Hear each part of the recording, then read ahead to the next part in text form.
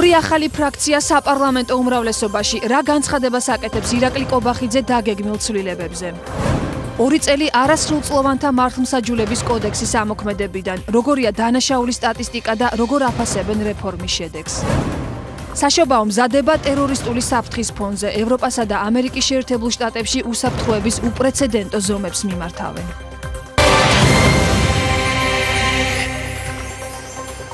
მოგესალმებით, ეთერშია მოამბე 18 საათზე ახალ ამბებს ნინო ვარდოსანიძე გაგაცნობთ. ახალი წლისთვის პარლამენტს 6-ის ნაცვლად 8 ფრაქცია ეყოლება. პარლამენტის თავმჯდომარემ დაადასტურა, რომ საპარლამენტო უმრავლესობაში 2 ახალი ფრაქცია იქნება და ამ თემაზე კონსულტაციები პრემიერთანაც გაიმართა. ირაკლი კობახიძემ კომენტარი ჟურნალისტებთან რამდენიმე წუთის წინ გააკეთა. მის განცხადებას მარიამ მენაბდე გაგვაცნობს, რომელიც ახლა პირდაპირ ეთერში ჩაგვერთვება. მარიამ, კიდევ რა ახალი დეტალი გახდა შენთვის ცნობილი ახალ ფრაქციებთან დაკავშირებით? ნინო, სწორად აღნიშნე ირაკლი კობახიძის თქმით, ახალ წლამდე საქართველოს პარლამენტში შეიქმნება 6-ის ნაცვლად 8 ფრაქცია. ირაკლი კობახიძე განმარტავს, რომ ამაზე საუბარი ჯერ კიდევ საშემოდგომო სესიის დასაწყისშიც იყო, თუმცა როგორც იცით, მართველი გუნდი დაელოდა საშემოდგომო სესიის დასასრულს იმისათვის, რომ ეს ინფორმაცია გაევრცელებინა. კობახიძე ეხმაურება ასევე იმ ეჭვებს და ვარაუდებს, რომლის მიხედვითაც საპარლამენტო ფრაქციიდან დამატებითი 2 ფრაქციის გამოყოფა შესაძლოა უკავშირდებოდეს შიდა დაპირისპირებას ან აზრთა სხვადასხვაობას. პარლამენტის თავმჯდომარე ამბობს, რომ ეს არის სპეკულაცია, რომელსაც არ აქვს საფუძველი, რომ არსებობდეს. მთავარი მიზეზი კი თუ რატომ იქნება დამატებითი 2 ფრაქცია, ირაკლი კობახიძის თქმის არის ის, რომ მოხდეს უფრო მეტი კოორდინაცია და მენეჯმენტის უფრო ზუსტი მართვა, რაც მისი თქმით შეუძლებელი იყო დიდი რაოდენობის დეპუტატების ერთ ფრაქციაში გაერთიანების შემთხვევაში.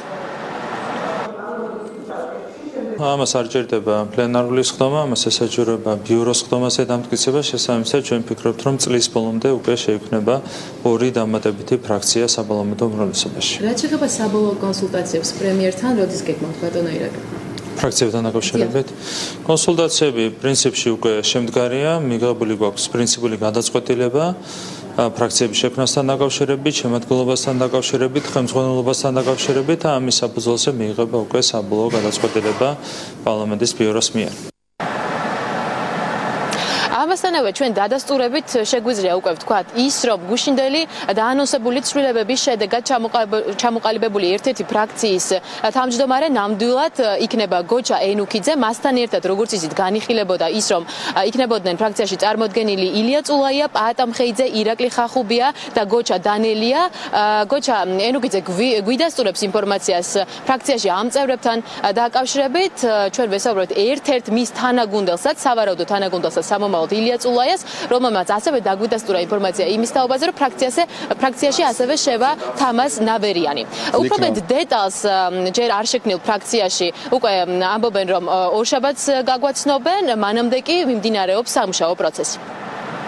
იქნა მიღებული გადაწყვეტილება, რომ უმრავლესობის შიგნით შექმნილი იყო კიდევ 2 ახალი ფრაქცია, რომელსაც ერთ-ერთს მე უხელმძღვანელებ, რასაც გიდასტურებთ. შემადგენლობაზე დღეს სრულად ვერ ვისაუბრებ. შემიძლია გითხრათ, რომ ძირითადად იქნებიან მაჟორიტარები. რაც შეეხება მიზეზს და იქ კომენტარები უკვე ჩვენმა ხელმძღვანელობამ გააკეთა, მეც დაგიდასტურებთ, რომ ეს მიზეზი არის მხოლოდ ერთი, მენეჯმენტის საკითხია და უფრო მეტი კოორდინაცია დეპუტატებს შორის. მოგეხსენებათ, რომ დიდ ფრაქციაში 86 დეპუტატია და ფაქტიურად ამან გამოიწვია ფრაქციის შექმნა. დამატებითი 2 ფრაქციის შექმნა არის გამოწვეული სწორედ კოორდინირების და მენეჯმენტის გაუმჯობესებიდან გამომდინარე.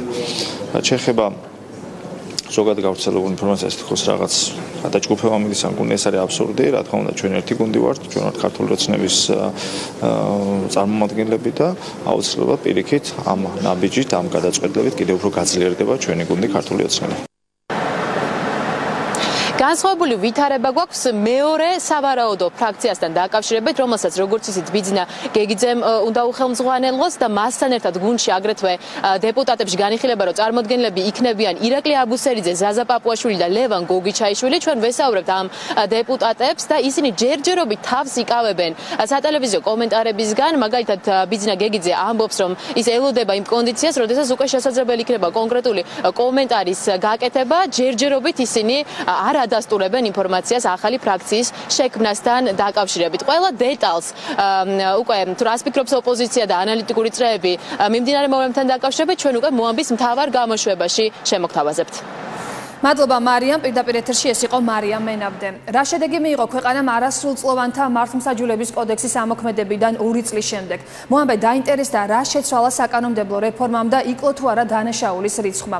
სტატისტიკასთან ერთად რეფორმა გამოძიების პროცესზეც უნდა აისახოს.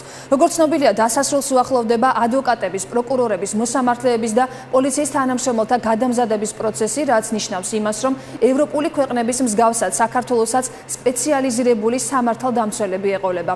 თემაზე ხათუნა გაგნიძე მუშაობს და ის ახლა პირდაპირ ეთერში გვერდება. ხათუნა, აისახა თუ არა ეს რეფორმა სტატისტიკაზე და რეალურად იმოქმედა თუ არა ამ ყველაფერმა გამოძიების მეთოდებზე?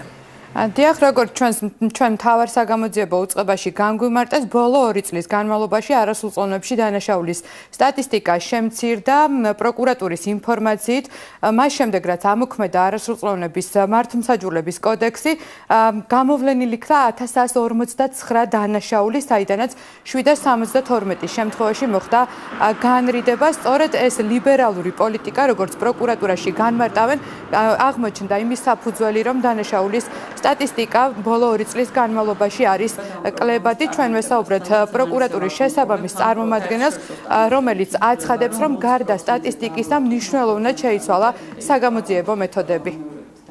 ბოლო 2 წელია ჩვენ გვაქვს მოცემულობა, როდესაც განრიდებული არასრულწლოვნების პროცენტული მაჩვენებელი საგრძნობლად აჭარბებს დევნის დაწყების პროცენტულ მაჩვენებელს და იგი აღემატება როგორც წესი 60%-ს. აღნიშნული ლიბერალური მიდგომა, რომ გამართლებულია, ამას მოწმობს რამდენიმე ფაქტი. პირველი ის, რომ არ მომატებულა არასრულწლოვანთა დანაშაული ჩვენს ქვეყანაში და მეორე ის, რომ 9%, ანუ საკმაოდ დაბალია განრიდებული პირების მიერ განმეორებითი დანაშაულის ჩადენის მაჩვენებელი. რაც შეეხება საგამოძიებო მოქმედებების მეთოდების ცვლილებას, როგორც პროკურატურაში განმარტეს, თუ კი წლების წინ პროკურორისთვის და გამომძიებლისთვის მთავარი მიზანი იყო, რომ არასრულწლოვნისგან მიიღო ჩვენება, ახლა მთავარი მიზანია, რომ ამ პროცესში არ მოხდეს არასრულწლოვნის დამატებითი ტრამვირება, შესაბამისად, ჩვენების მიცემა ნებაყოფლობითი გახდა და ასევე მოზარდებს აქვთ არჩევანის საშუალება, რომ ჩვენება მისცენ მათთვის კომფორტული გარემოდან.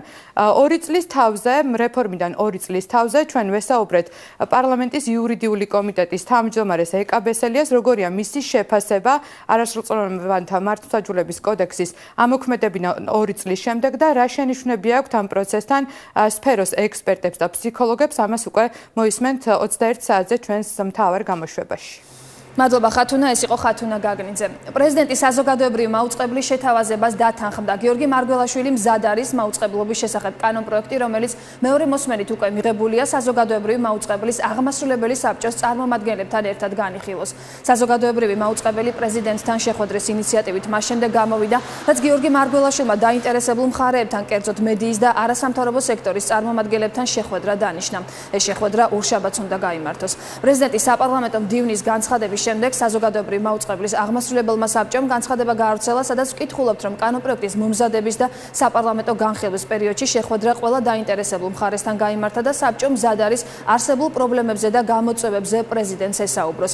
ასეთი შეხვედრის შემდეგ, თუ ბატონ პრეზიდენტს კიდევ დარჩება კითხვები საკანონმდებლო ცვლილებებთან დაკავშირებით, მზად ვიქნებით ვისაუბროთ შეხვედრის სხვა ფორმატზე, წერია მაუწყებლის აღმასრულებელი საბჭოს განცხადებაში. პარლამენტმა მაუწყებლობის შესახებ საკანონმდებლო პაკეტი მეორე მოსმენით 14 დეკემბერს დაამტკიცა.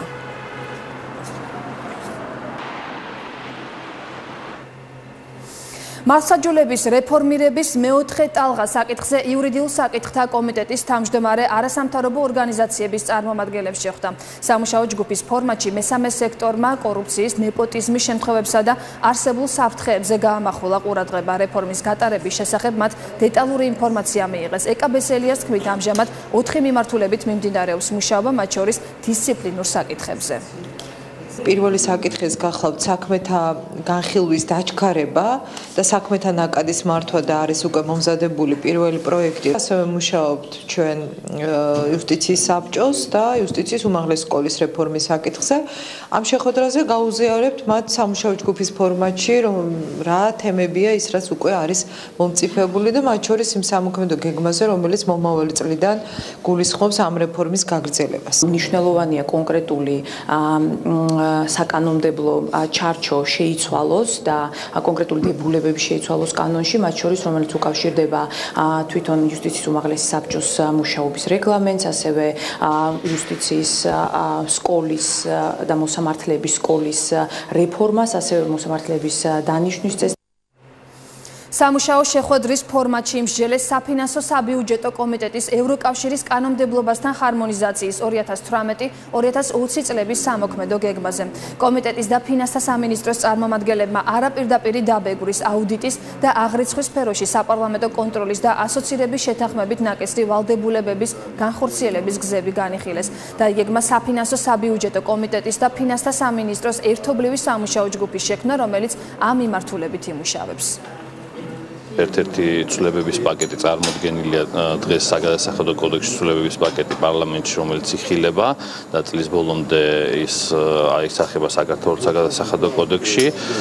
აღნიშნული პროექტის გარდა მთელი რიგი მიმართულებებია, რომელზეც ფინანსის სამინისტრო მუშაობს იმ ვადებში, რა ვადებიც არის მოცემული ასოცირების ხელშეკრულებიდან გამომდინარე, ყველა ცვლილება იქნება იმპლემენტირებული. ჩვენ ვაგრძელებთ პროცესს, რომელიც გულისხმობს ევროკავშირთან საგადასახადო კანონმდებლობის ჰარმონიზაციას. ეს გულისხმობს საფინანსო საბიუჯეტო კომიტეტის კუთხით იმ გეგმის ჰარმონიზაციას, რომელიც ჩვენ გვაქვს. ეს არის პირდაპირი და არაპირდაპირი გადასახადების ჰარმონიზაციას. ამ თვალსაზრისით არის ეს დამატებითი ღირებულების გადასახადი და სხვა გადასახადები, რომელიც ჩვენ გვაქვს. ევროპარლამენტარები საქართველოს პრეზიდენტს, პრემიერ-მინისტრს და პარლამენტის თავმჯდომარეს მიმართავენ და ვანო მერაბიშვილის დაუყოვნებლივ გათავისუფლებას თხოვენ. წერილს 9 დეპუტატი აწერს ხელს. ვანო მერაბიშვილი საქმეზე ევროპის სასამართლოს დიდი პალატის საბოლოო გადაწყვეტილების პატივისცემისა და შესრულებისკენ მოუწოდებს ხელისუფლებას. გიორგი კანდელაკიც ევროპულმა საქართველოს ამ საკითხზე დღეს ბრიფინგი გამართა.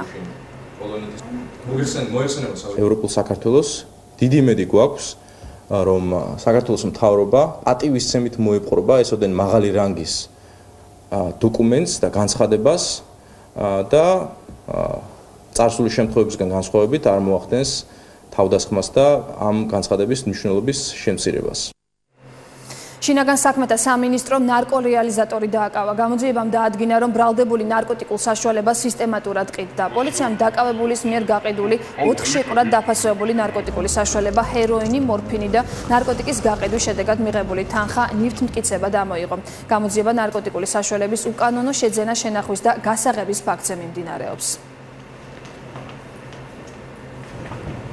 ბრალდებული ნარკოტიკული საშუალება სისტემატურად ყიდდა. დაკავებულის მიერ გაყიდული 4 შეკვრად დაფასებული ნარკოტიკული საშუალება, ჰეროინი, მორფინი და ნარკოტიკის გაყიდვის შედეგად მიღებული თანხა ნივთმტკიცებად ამოვიღეთ. ბრალდებული საზღვრო გამშვი პუნქტ წითელი ხიდის ტერიტორიაზე იმ დროს დავაკავეთ, როცა ის ქვეყნის ტერიტორიის დატოვებას ცდილობდა. დაკავება ოჯახში ძალადობის ბრალდებით. ყვარლის რაიონული სამმართველოს თანამშრომლებმა 1958 წელს დაბადებული ამავე დანაშაულის ჩადენისთვის პირობითი მსჯავრის ქვეშ მყოფი მამაკაცი დააკავეს. გამოძიებამ დაადგინა, რომ ბრალდებულმა ურთიერთშელაპარაკებისას მეუღლეს ფიზიკური და სიტყვიერი შეურაცხყოფა მიაყენა. სასჯელი 1-დან 3 წლამდე ვადით პატიმრობას ითვალისწინებს.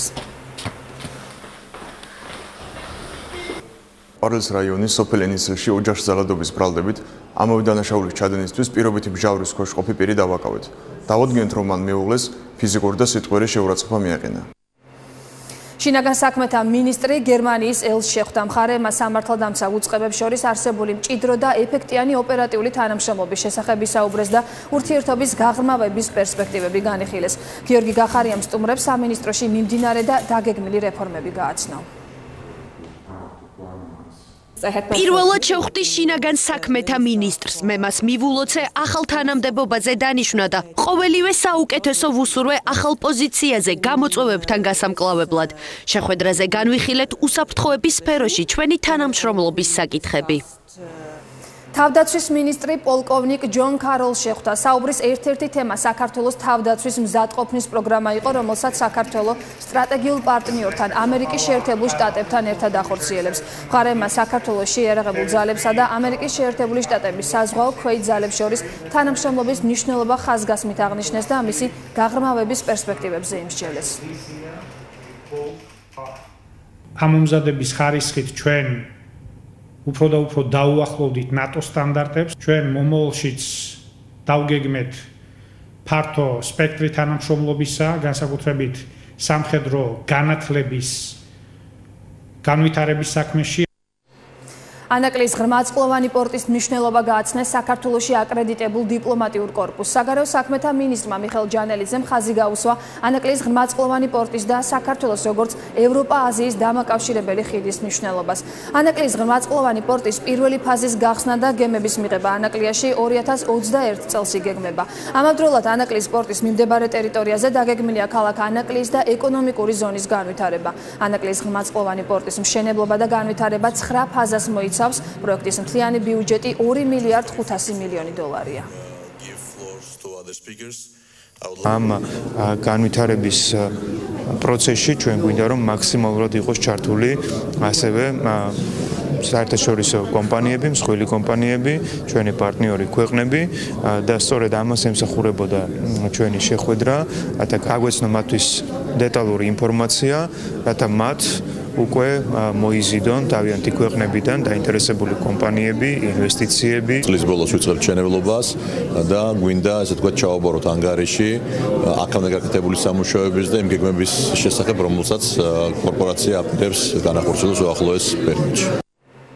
საგანმანათლებლო ტექნოლოგიების მეოთხე კონფერენცია გაიხსნა თბილისში. ღონისძიება მიზნად ისახავს საგანმანათლებლო სფეროში მიმდინარე თანამედროვე ტენდენციების შესახებ დაინტერესებული მხარეების ინფორმირებას, ტექნოლოგიების სასწავლო პროცესში გამოყენების საუკეთესო პრაქტიკის და გამოცდილების გაცნობას და გაზიარებას მასწავლებლებს, ექსპერტებს, უნივერსიტეტის წარმომადგენლებსა და საგანმანათლებლო ტექნოლოგიების სფეროში მოღვაწე ორგანიზაციებს შორის. კონფერენცია მასწავლებელთა პროფესიული განვითარების ეროვნული ცენტრის ორგანიზებით გაიმართა. ასეთ შეკრებებს ძალიან დიდი მნიშვნელობა აქვს, რამდენადაც მოგეხსენებათ, რომ სამყარო ძალიან სწრაფი ტემპით ვითარდება და თუ გვინდა განათლების სისტემამ ამ ტემპებს მეტი აუწყოს, დიდი მნიშვნელობა აქვს სასწავლო პროცესში ტექნოლოგიების ეფექტურ ინტეგრაციას და მიზანმიმართულ განათლებას როგორც მოსწავლეებში, ასევე მასწავლებელთა პროფესიული განვითარების მიმართულებით. აქ საშუალება რომ ერთმანეთს გაუზიარონ თავიანთი გამოცდილება, წარმოადგენონ თავიანთი პროდუქტები, ის თუ როგორ ნერგავენ ამ ტექნოლოგიებს სასწავლო პროცესში. წარმოადგენთ ჩვენ როგორ ვასწავლით ქართულ ენას, უცხოეთში მცხოვრებ ქართველ ბავშვებს, ემიგრანტებს და ნახევრად ქართველ ბავშვებს ქართულ ენას სხვადასხვა რეგიონიდან, ეს არ ხდება თბილისიდან. საქართველოში პირველად პარამედიკოსების მომზადება დაიწყო. მაღალ პრიორიტეტულ გამოძახებებზე სპეციალურად გადაუდებელი სამედიცინო დახმარების მიმართულებით გადამზადებული სპეციალისტები იმუშავებენ. 11 კურსანტი ინტენსიური თეორიული სწავლების შემდეგ პრაქტიკულ კურსს თვენახევრის განმავლობაში სასწრაფო დახმარების და კატასტროფის ეკიპაჟებთან ერთად გაივლის. სასწავლო კურსის გახსნას ჯანდაცვის მინისტრი და საგანგებო სიტუაციების კოორდინაციის და გადაუდებელი დახმარების ცენტრის დირექტორი დაესწრნენ. პარამედიკოსების მომზადების კურსის გავლა ყველა აკრედიტებული სამედიცინო უნივერსიტეტის სამკურნალო საქმის სპეციალობის მქონე კურსდამთავრებულს შეუძლია, რომელიც დოკუმენტაციას წარადგენს და შემდგომ ნორმატივებს წარმატებით ჩააბარებს.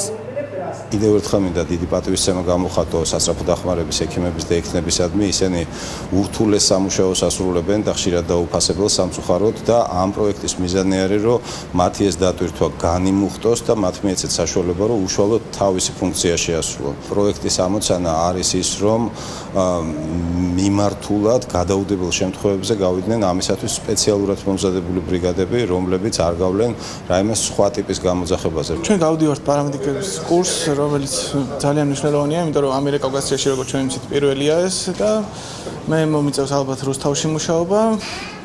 კურსი ძალიან კარგია, ამომწურავი ინფორმაცია გვაქვს და ვეცდებით რომ გავამართლოთ.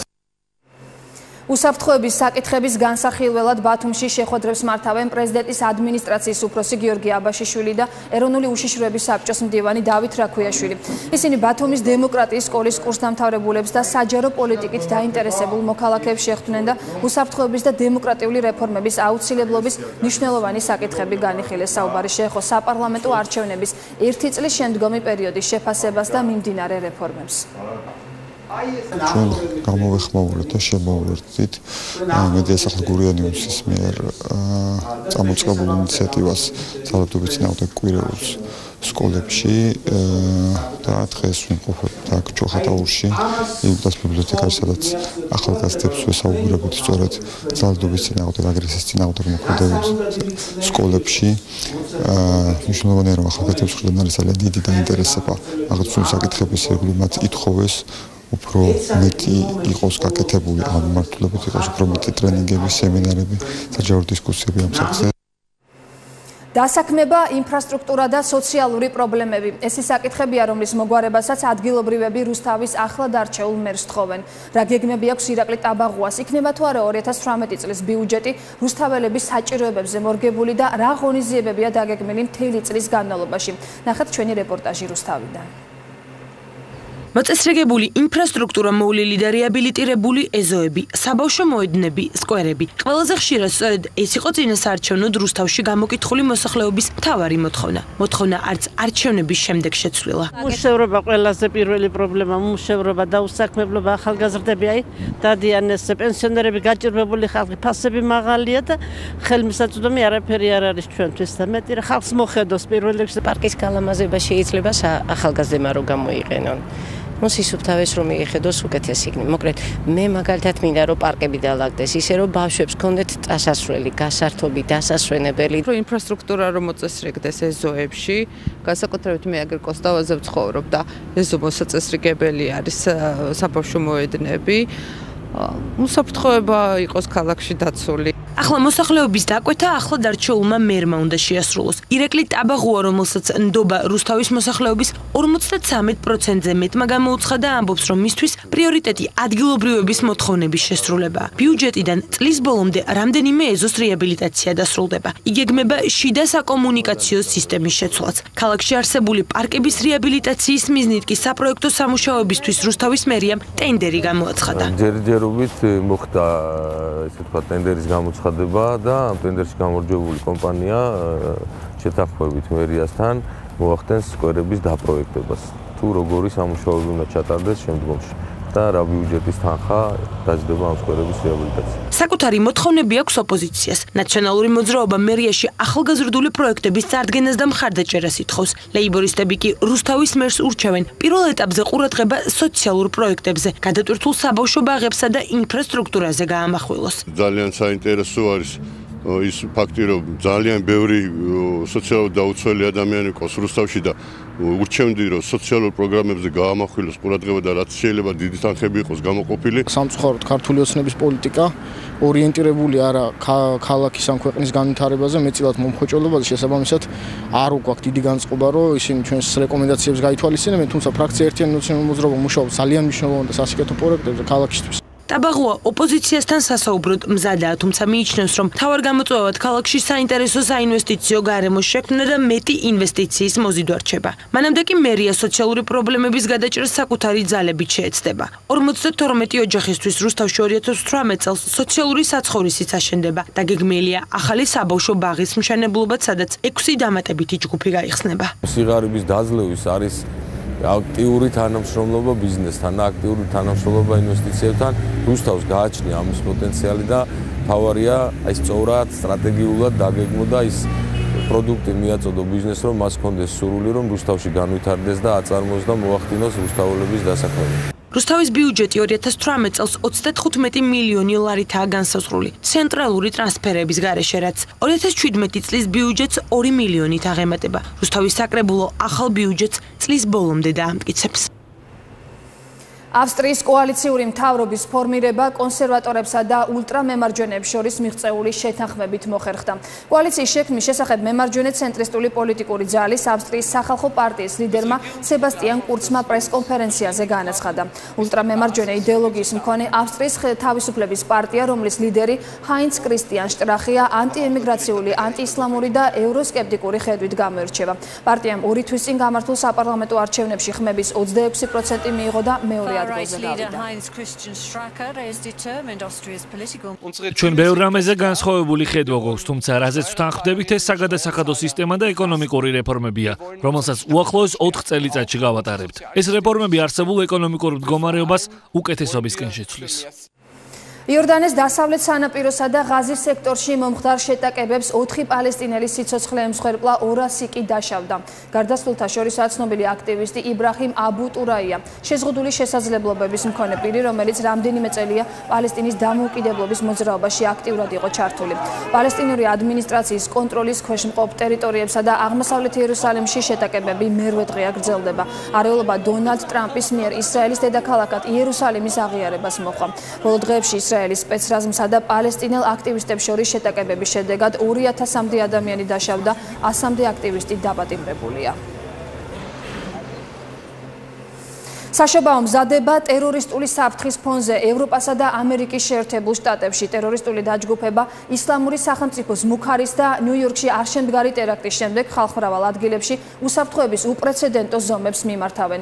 სამართალდამცველების განსაკუთრებული ყურადღება საშობაო ბაზრობებზეა მიმართული.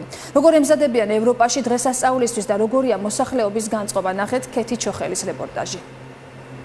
პორტ აუტორიტის ავტობუსების ტერმინალი ნიუ-იორკის ერთ-ერთი ყველაზე გადატვირთული სატრანსპორტო ჰაბია. 1 წლის განმავლობაში სადგური საშუალოდ 65 მილიონ ადამიანს ემსახურება. 27 წლის ბანგლადეშელი აკაიედ ულას ჩანაფიქრი, რომ გეგმის მიხედვით წარმართულიყო, შედეგები უმძიმესი იქნებოდა. თუმცა 11 დეკემბერს მის სხეულზე მიმაგრებული ხელნაკეთი ასაფეთქებელი მოწყობილობა გათვლილი სიმძლავრით ვერ ამოქმედა. აფეთქების შედეგად დაშავდა თავად ულა. კიდევ 3 ადამიანმა მსუბუქი დაზიანება მიიღო. არშემდგარი ტერორისტული თავდასხმის შემდეგ ნიუ-იორკში უსაფრთხოების ზომები გამკაცრდა.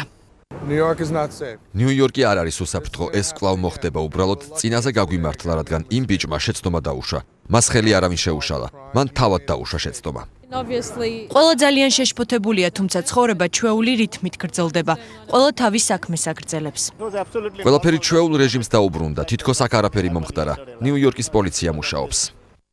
დაკითხვაზე პოტენციურმა თვითმკვლელმა ტერორისტმა აღიარა, რომ თავდასხმას დაჯგუფება ისლამური სახელმწიფო შთაგონებით გეგმავდა. ცოტა ხნით ადრე ISIS-ი ამერიკის შეერთებულ შტატებს ტერაქტების მოწყობით დაემუქრა. მანამდე კი საკუთარ მიმდევრებს მოუწოდა ევროპაში საშობაო ბაზრობებზე თავდასხმები განახორციელონ. ევროპულ ქალაქებში საზეიმო მზადების პარალელურად უპრეცედენტო უსაფრთხოების ზომებს მიმართავენ. ჩვენ ყველა შესაძლო ზომას მიმართავთ უსაფრთხოების უზრუნველსაყოფად. 100%-იან უსაფრთხოების გარანტიას მსოფლიოში ვერავინ მოგცემთ, თუმცა მე ოპტიმისტურად ვარ განწყობილი. თუ ჩვენ სახლში ჩავიკეტებით, მხოლოდ შევასრულებთ იმ ადამიანების სურვილს, რომლებსაც ჩვენი შეშინება სურთ. გერმანიაში ბერლინის ტერაქტის მსგავსი თავდასხმების თავიდან ასაცილებლად საშობაო ბაზრობებთან აღმართულია ბარიერები. იმისთვის, რომ ამან მოქალაქეების სადღესასწაულო განწყობა არ გააფუჭოს, ზოგიერთი ქალაქის ხელისუფლებამ უზარმაზარი ბეტონის ბლოკები აი ასე შეფუთა. კარგი მოფიქრებაა, ასე ბავშვებს ნაკლებად შეეშინდებათ. თუ ისინი ბლოკებს დაინახავენ, ბევრი კითხვა გაუჩნდებათ. ზუსტად 1 წლის წინ გერმანიის დედაქალაქში საშობაო განწყობა გლოვით შეიცვალა. 2016 წლის 19 დეკემბერს სატვირთო მანქანა ბერლინის საშობაო ბაზრობაზე შევარდა. ტერაქტს მაშინ 12 ადამიანის სიცოცხლე ემსხვერპლა. დღეს მთავრობა აღიარებს, რომ ტერორისტების დარტყმისთვის სათანადოდ მზად არ აღმოჩნდა. ეს იყო საშინელება, ძალადობა, რომელსაც ვერ შეცვლი. ამის მიუხედავად ბერლინელები განწყობას არ კარგავენ და ჩვეული ცხოვრებით ცხოვრობენ. სხვა რა გზა გვაქვს? ყველა ვთანხმდებით, რომ გერმანიაში არ ვიყავით მზად ასეთი მასშტაბის თავდასხმისთვის. ევროპაში საშობაო სეზონზე მოსალოდნელი ტერაქტების შესახებ მოქალაქეები ამერიკის შეერთებული შტატების სახელმწიფო დეპარტამენტმა და რუსეთის საგარეო საქმეთა სამინისტრომ ჯერ კიდევ ნოემბერში გააფრთხილეს. სოფლიო კულინარიული გზამკვლევი Golden Milo უკვე საქართველოშია. გზამკვლევი ქართულ და ინგლისურ ენებზე მომზადდა. კატალოგი მსოფლიოს 20-ზე მეტ ქვეყანაში ყოველწლიურად გამოიცემა და კითხავს საუკეთესო რესტორნების შეფმზარეულების და ქვეყნების კულინარიული ისტორიის შესახებ ინფორმაციას აწვდის. სოფლიო ბრენდის შემოსვლის მნიშვნელობა ტურიზმის ეროვნული ადმინისტრაციის ხელმძღვანელმა შეაფასა. ფრანგული ბრენდი გოემიო გახავთ ერთ-ერთი ყველაზე ცნობილი და გავლენიანი ბრენდი გასტრონომიული კრიტიკის მიმართულებით და ეს მსოფლიოში ცნობილი ბრენდი საქართველოს შესახებ და ჩვენი ქვეყნის გასტრონომიული და ღვინის ტურიზმის შესახებ სპეციალურ გზამკვლევს გამოუშვებს, რაც რა თქმა უნდა ხელშეუწყობს იმას, რომ ჩვენი ქვეყანა კიდევ უფრო ცნობილი გახდეს მსოფლიოს მასშტაბით, როგორც ტურისტული მიმართულება. გოემიო საქართველოს შემოსვლა ნიშნავს კულინარიული ინდუსტრიის ახალ სიცოცხლეს, რადგანაც წინა პლანზე იწევა ქართველი შებზარეულების ტალანტი და ჩვენ გამოვყავს შებზარეულები სამზარეულოს ბნელი კუთხიდან წინ ნათელ სცენაზე. ამით ჩვენ ვახდენთ საქართველოს კულინარიული პოტენციალის წარმოჩენას. თუ გსურთ კავკასიონის მთებში მოგზაურობა, მალე შეძლებთ ახალ ბილიკებს გავუყვეთ, რომელიც ჩრდილოეთ კავკასიონიდან ჩრდილოეთ ირანის საზღვრამდე მიგიყვანთ. ამერიკელი პოლ სტივენსი ამ პროექტზე 2 წელია მუშაობს.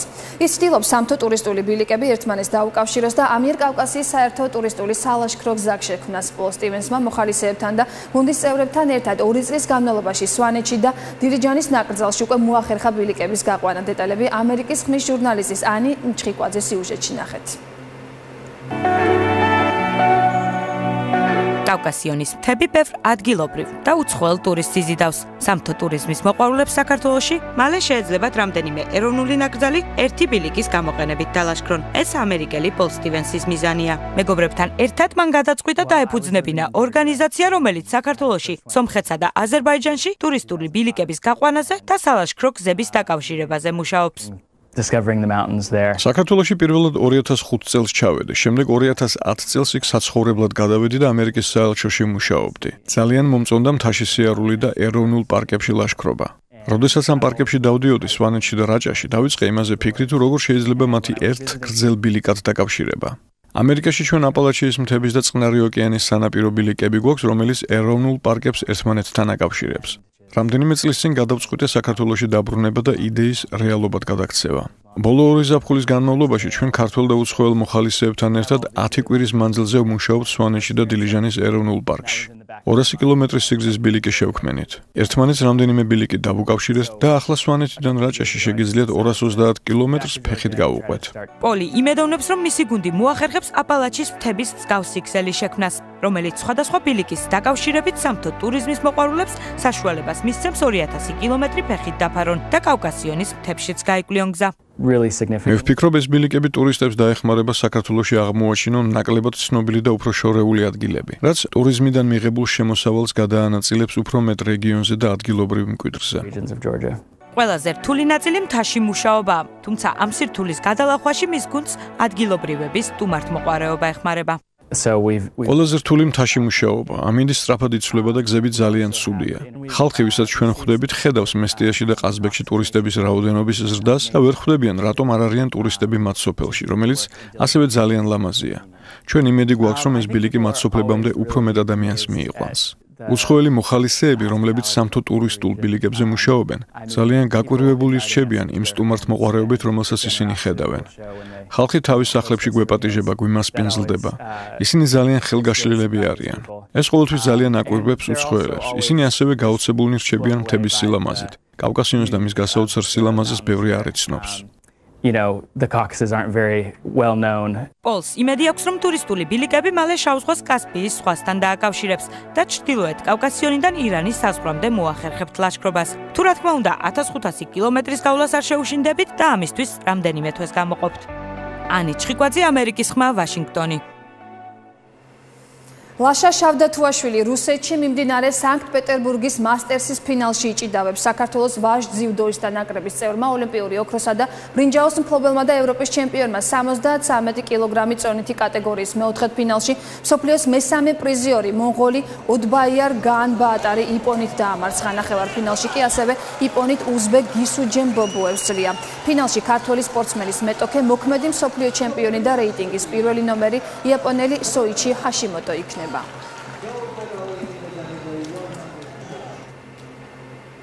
მოამბე 18 საათზე ამით დასრულებულია. მე გემშვიდობებით ზუსტად 21 საათამდე დღის მთავარი გამოშვებით, ასე რომ დროებით.